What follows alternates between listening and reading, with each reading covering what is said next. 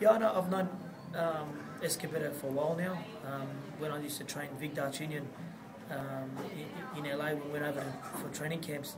Escobedo was one of the main guys that was in training camp with Vic, one of Vic's main sparring partners. So I know he's the real deal. He's tough, he's aggressive, and comes to fight.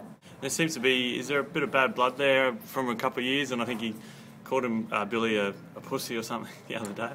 Yeah, you know what, man. Maybe that's a way of himself motivating.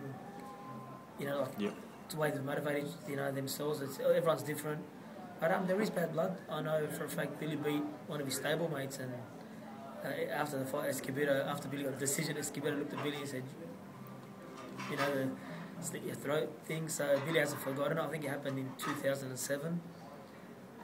They were due to fight another time, and we don't know what happened. The fight fell through. So it's been a fight meaning to happen like 4 or 5 years ago, and it's going to finally happen tonight.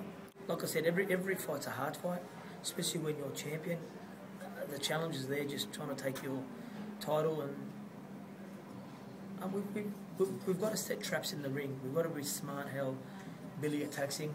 He's got to create angles.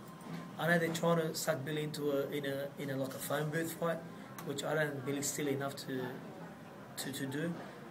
Keep our distance. We've got a lot of height. We've got a lot of reach.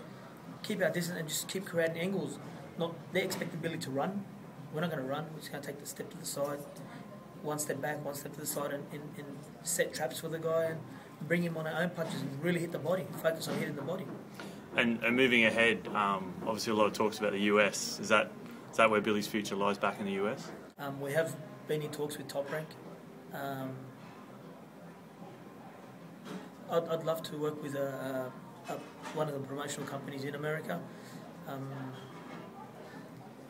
It's going to be tough, but it all depends. Like I said, in America, it's all about styles. Billy's got to adjust to styles of fighting for TV networks to accept you there, for Showtime and HBO. But yeah, that's the future. That's what we want in the future, to fight on HBO, Showtime, and showcase him around the world.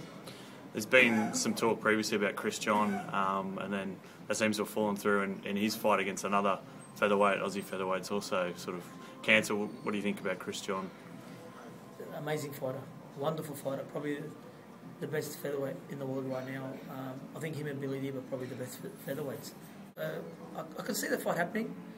I can really see it before Chris retires or before Billy retires as well. But I hope it happens when they're both champions, because it doesn't make sense if they're not champions. So that's our number one fight, to be honest. That's the fight that Billy wants. That's the fight our team wants, and that's the fight I know Chris John and his team want. So it's got to make the risk versus reward's got to add up.